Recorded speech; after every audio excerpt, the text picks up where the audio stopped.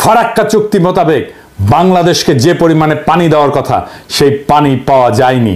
শুধু তাই না, তিস্তা সহ একটা নদীরও পানি চুক্তি সম্পন্ন করা হয়নি। ইন্ডিয়া থেকে আসা সব কয়টি অভিন্ন আন্তর্জাতিক নদীতে বাঁধ দিয়ে পানি প্রবাহ আটকে ফেলেছে ভারত। সেদেশের অভ্যন্তরে বাঁধ নির্মাণের ফলে বাংলাদেশের নদীগুলো সব গেছে মরে। নদী আমাদের প্রাণ, আমাদের প্রধান যোগাযোগের মাধ্যম, জীবিকা আর প্রোটিনের উৎস, সেইটা পুরোপুরি ধ্বংস করে দিয়েছে ভারত, যা বাংলাদেশের জনগণের মধ্যে তীব্র অসন্তোষ তৈরি করেছে। 7 নম্বর পয়েন্ট, নানা ধরনের ছলচাতুরি করে ট্যারিফ বসিয়ে ভারতের বাজারে বাংলাদেশি পণ্য ঢুকতে বাধা সৃষ্টি করেছে, আর উল্টো দিকে বাংলাদেশের বাজার ভারতীয় পণ্য দিয়ে সয়লাভ করে দিয়েছে। ফলে দুই দেশের বাণিজ্যে ভারসাম্যহীনতা দীর্ঘদিন ধরে বিদ্যমান, যা বাংলাদেশে অর্থনৈতিক অসন্তোষ সৃষ্টি করেছে। 8 নম্বর পয়েন্ট, বিএসএফ কর্তৃক বাংলাদেশ সীমান্তে নিয়মিতভাবে এদেশের নাগরিকদের হত্যা করা ভারতীয়দের কাছে একটা কৃতিত্বের ঘটনায় পরিণত হয়েছে। খুনি হাসিনা নিজে, তার স্বরাষ্ট্র সহ অন্যান্য মন্ত্রীরা, এমনকি ডিজি সহ বিজেপির শীর্ষ কর্মকর্তারা এই জন্যে নিহত এবং আহতদের দায়ী করতেন। নির্লজ্জ এই সমস্ত দালালদের কে বুঝাবে যে অবৈধভাবে সীমান্ত পাড়ি দেওয়ার অপরাধে একজন মানুষকে বিনা বিচারে মৃত্যুদণ্ডে দণ্ডিত করা যায় না। ইন্ডিয়ার এমন সকল ভয়াবহ অমানবিক আচরণ তাদের প্রতি বাংলাদেশের মানুষের ঘৃণা আকাশ স্পর্শী করেছে এবং প্রতিরোধের স্পৃহা গড়ে উঠেছে। তাদের আসাম রাজ্যের এনআরসি কার্যক্রম শেষে ভারত সরকার খুবই অন্যায্য এবং অন্যায়ভাবে সেখানে বাংলাদেশ থেকে অভিবাসী যাওয়ার অভিযোগ তুলে দোষারোপ এবং চাপ সৃষ্টি করেছে।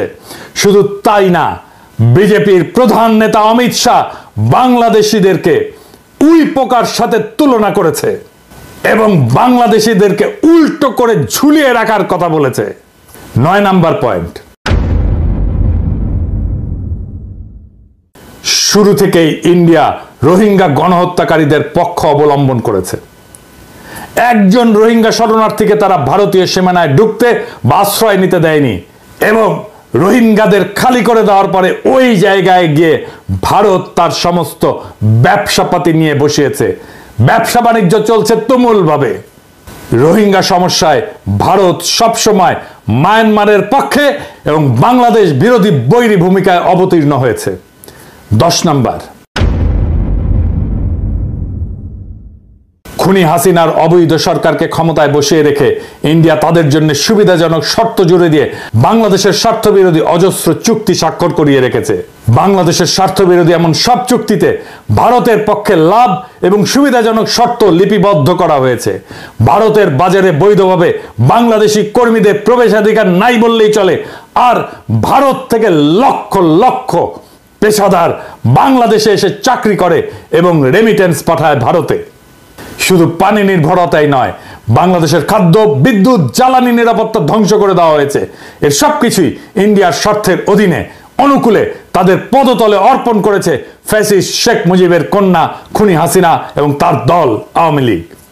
এই সব কিছু মিলিয়ে ইন্ডিয়ার অন্যায় এবং অন্যায্য আচরণের অজস্র ঘটনা এবং অভিযোগ বিভিন্ন জাতীয় এবং আন্তর্জাতিক সংস্থা এবং বিশেষজ্ঞদের পর্যবেক্ষণে উঠে এসেছে, যে কারণে বাংলাদেশের উন্নয়ন, গণতন্ত্র, মানবাধিকার পরিস্থিতি নিয়ে সর্বমহলে উদ্বেগ সৃষ্টি হয়েছিল। এই পটভূমিতেই সংগঠিত হয় জুলাই বিপ্লব। জুলাই বিপ্লবের লক্ষ্য ছিল হাসিনার উৎখাত শুধু নয়, বাংলাদেশে ভারতীয় আধিপত্যবাদের অবসান এবং রাষ্ট্রকে নতুনভাবে পুনর্গঠন করা। রক্তাক্ত জুলাই গণ অভ্যুত্থানের পর বাংলাদেশের মানুষ শুধু শেখ হাসিনার ফ্যাসিবাদী শাসনের কবল থেকে মুক্তিই পায়নি, একই সঙ্গে স্বাধীনতার স্বাদ গ্রহণ করেছে। তার কারণ জগদ্দল পাথরের মতো চেপে বসা একটা ফ্যাসিবাদী দানবীয় সরকার বাংলাদেশের মানুষের জীবন বিপন্ন করে ক্ষমতা কুক্ষিগত করে টিকে থাকতে পারছিল। তার প্রধান কারণ হাসিনাকে ইন্ডিয়ার সর্বাত্মক সমর্থন এবং সহযোগিতা। এই সত্য যারা অস্বীকার করে তারা বাংলাদেশের শত্রু। বাংলাদেশের স্বার্থ, স্বাধীনতা এবং মর্যাদাকে গুড়িয়ে দিয়ে শেখ হাসিনা কার্যত আমাদেরকে ইন্ডিয়ার উপনিবেশ বানিয়ে রেখেছিল।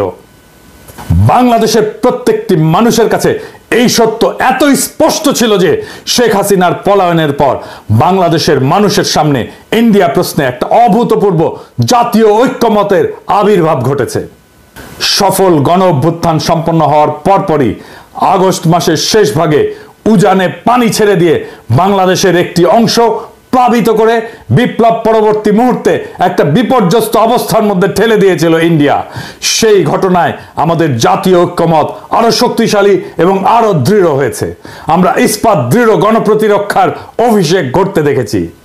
সেই কঠিন সময় 15 বছরের যাবতীয় জুলুম, নির্যাতন এবং নিপীড়নে লিপ্তদের প্রভু সম সহযোগীর প্রতি সৃষ্ট ন্যায়সঙ্গত ক্ষোভের আগ্নেয়গিরি চাপা দিয়ে বাংলাদেশের মানুষ দুর্যোগগ্রস্ত সকল সম্প্রদায়ের নাগরিকদের নিরাপত্তার স্বার্থকে প্রাধান্য দিয়ে সকলে এক কাতারে জড়ো হয়েছিল।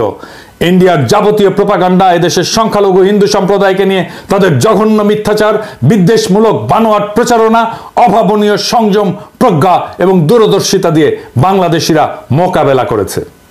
বিপ্লব পরবর্তী বাংলাদেশের এই অভাবনীয় জাতীয় ঐক্য এবং তা থেকে সৃষ্ট শক্তিকে দুর্বল করতে ইন্ডিয়া বিপুল বিক্রমে বাংলাদেশের বিরুদ্ধে মাইনরিটি কার্ড বা সংখ্যালঘু কার্ড খেলতে শুরু করেছে। মিথ্যা প্রচারণায় নিয়োজিত করেছে তাদের